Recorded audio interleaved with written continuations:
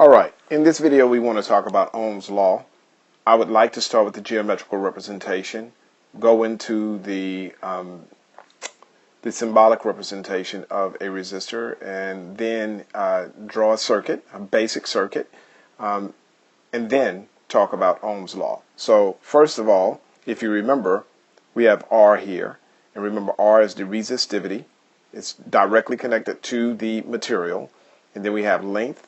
Length is the length of this particular conductor or resistive material. And then you have A. A is the cross-sectional area. Okay, so if we were to just cut this thing straight in half and then look at it, it would be the cross-sectional area. We also refer to this as the American wire gauge, or people will refer to this as the gauge of the wire. The gauge of the wire can take on stuff. If you were to go and buy it, it's like 18 gauge, 16 gauge, 14 gauge, and the gauges can get higher and they can get lower. But basically, as they get lower, the cross-sectional area gets bigger. So we could just say like this was the cross-sectional area, and then 16 was a little bit bigger, and then 14 is even bigger. So this is the idea behind gauge. Okay, so that means that the cross-sectional area is getting bigger, and that's directly connected to this right here. So now let's represent this resistor, or this resistive material, symbolically. And we do that by doing this. This is the symbolic representation of a resistor. And our mathematical representation, again, it is R. Okay? So remember that we can put a battery on this resistor, or this resistive load, and this resistive load can be a light, a computer, a phone. And so what we're going to do is we're going to go ahead and attach a battery. A battery can be made out of acid. You have lead batteries inside of your car. You have alkaline batteries that you put inside your remotes. And so you have batteries like such, and we're going to call this delta V, minus, plus.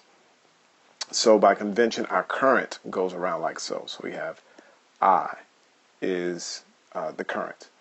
So Ohm's law can now be presented, and Ohm's law looks like this. It's the battery's voltage equals to the current in the circuit times the resistance of that circuit.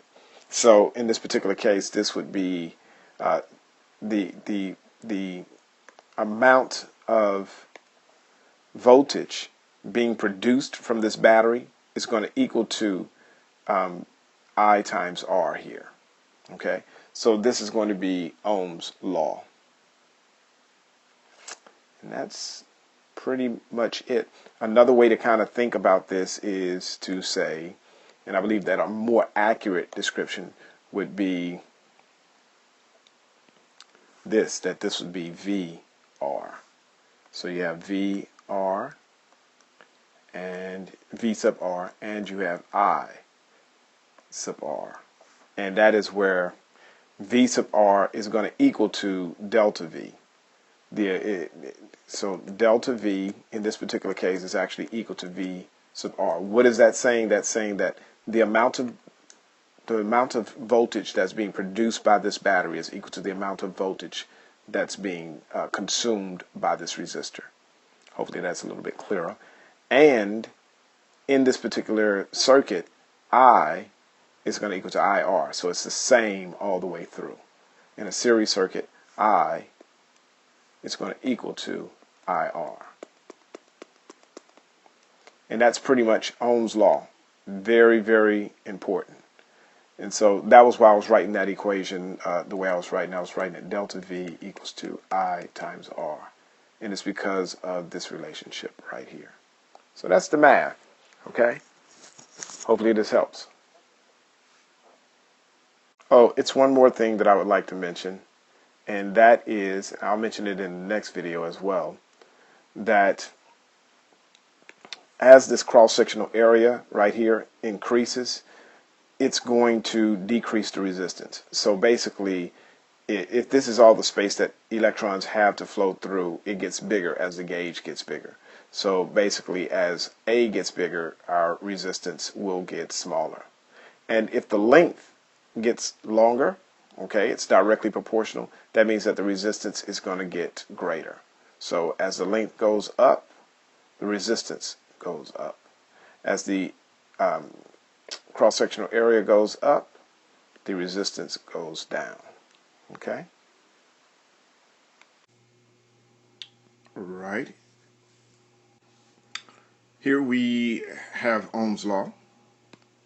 So Ohm's law is the voltage, running the circuit, which is just the battery, and then we have the resistance of the circuit. So this resistance of the circuit is the resistive load of an entire circuit. So whether it's a camera or a television, this is going to represent all of the resistors inside of a circuit. But in this case, let's just say it's one. So it's more of a general kind of term. And then we have current, and this is going to be what's happening before this resistor. In fact, everything that's going through this resistor as well. So I can say I, T, and what's on this side.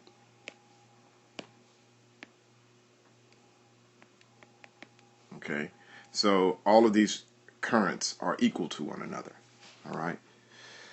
So let's just do a quick example. Let's say that resistance is 1,000 ohms. And let's say that voltage is 2 volts. What is going to be the current? Well, we can use this law here, and it's just some math, and we can figure that out. We know that we have to rearrange this, so we can start off with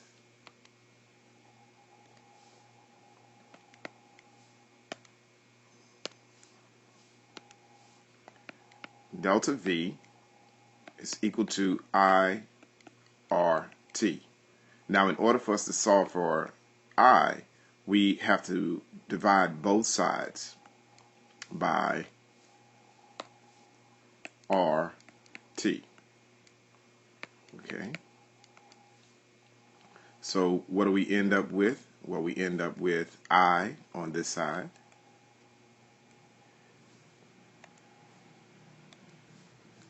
equals to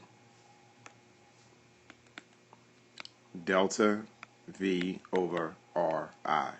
Now, traditionally, we just write it like I equals to delta V over R. And this is not Ri, it's RT, so I just want to put that back. Make that T here, T here, and this is RT for the total resistance in the circuit. All right, so what is our voltage? Well, our voltage is 2 volts. And what is our resistance? If we go back up here, our resistance is 1,000. So we have 1,000 ohms.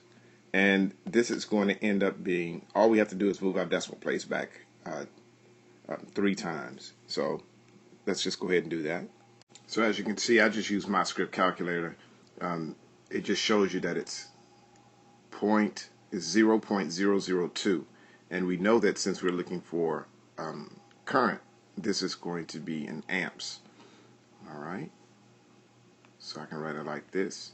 I can also write it as milliamps. So this is also 2 milliamps because and there's a reason why we can write it as 2 milliamps. Let me put that over here. 0. That's 2 milliamps. And so what I'll do is I'll just erase this.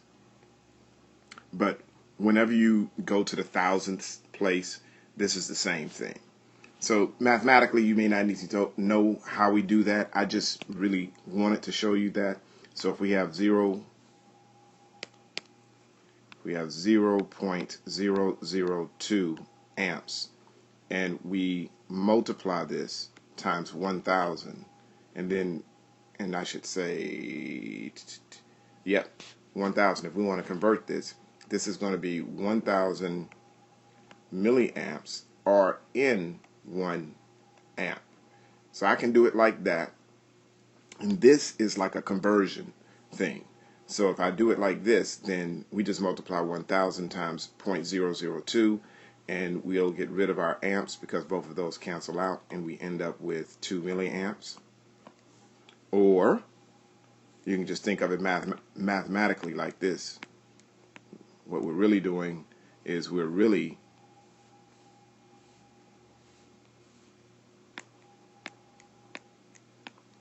multiplying this times 1,000 and dividing it by 1,000.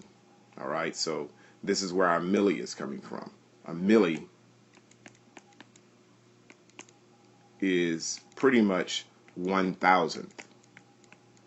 All right, so if we multiply 1,000 by this, we end up with 2 over 1,000, or just 2 and 1,000th, which is just a milli. 2 times 1,000th. This is the same thing as 2 milli, and you're going to have a unit associated with that. So in this case, we'll just say milliamps. So that's all the math behind that. But if you can just remember milliamps, that would be good. Actually, I would like you to remember everything. But that is an example of how we do this.